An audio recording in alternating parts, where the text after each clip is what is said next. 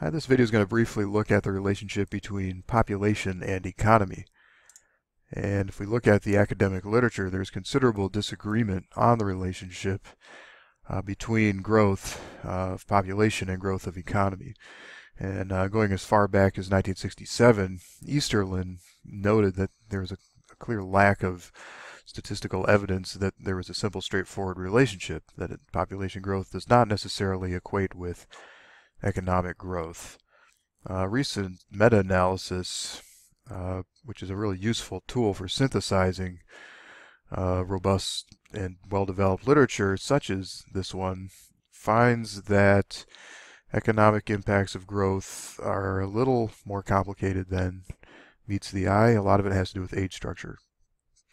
And particularly if there's a growth in the adult population, countries tend to experience an economic boon, and demographers have referred to this as the demographic dividend.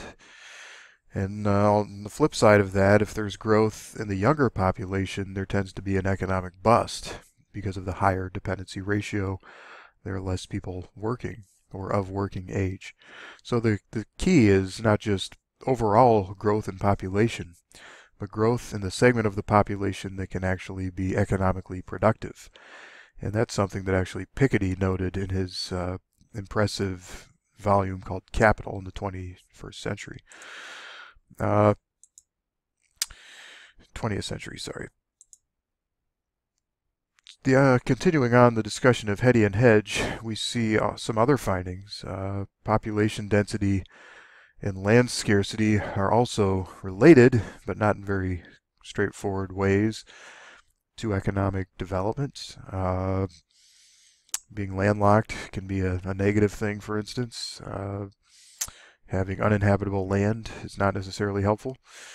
But more important for economic growth were domestic savings rates and investment rates of economies, and also expenditure on public education, because a more educated labor force tended to be more productive, looking across statistical studies. The other thing they found is historically, since 1980, population growth has become more costly. And that could be because much of that is in the form of young population growth. Prior to 1980, we might have found that population growth tended to be more highly correlated with economic growth instead of decline, and that may have been a function of the age structure difference. A useful way for thinking about the relationship between population and economy is to look at world systems theory, which is essentially a theory about the global hierarchy of nations and how it has evolved historically from colonialism through the present, and there has been continuity in the development of the world system. It's divided essentially into three basic groups. Of course, they're somewhat arbitrarily drawn, but it's still a useful basic taxonomy of the world. Core nations at the top have the highest quality of life, the most diverse economies, and the highest rates of consumption. That's reflected in the per capita energy we saw, looking at the relationship between population and the environment in a different presentation. Peripheral nations are the poorest countries. They have the lowest quality of life, typically the most narrow export economies, and low levels of consumption. And semi-peripheral nations fall somewhere in between. We could see this if we start looking at some examples of high-income countries. They tend to have larger populations. They also, in terms of growth, tend to be at zero population growth or perhaps negative growth, meaning they're shrinking. And their age structure tends to be dominated by middle to old age. And if we look at Norway, not necessarily a large country, so not very indicative of that trend, but certainly indicative in terms of the age structure, where you see the largest percentage of the population being at the middle to upper age categories. The highest modal categories at the 45 to 49 range. It's a very wealthy country. And you could see that as we go down to the younger ages, that those make up smaller percentage. So the age dependency ratio is very small here.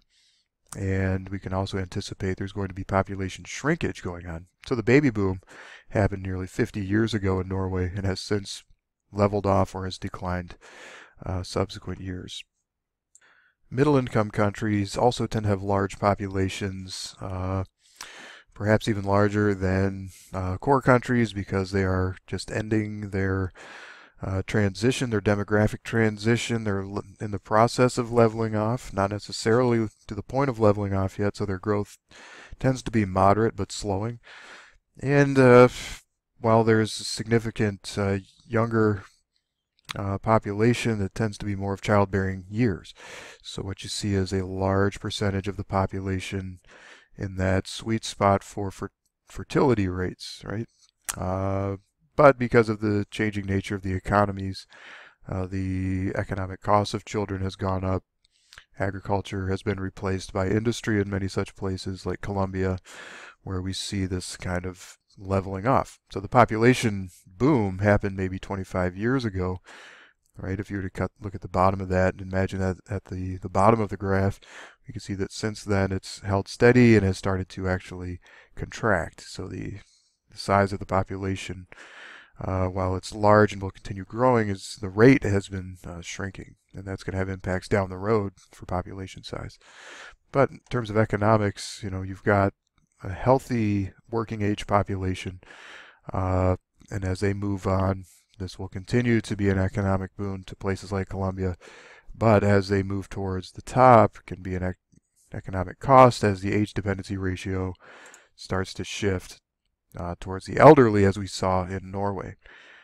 Finally, if we go to low-income peripheral nations like Chad, we see that the vast majority of people in the country are of very young age, infants in fact, or children, so not economically contributing.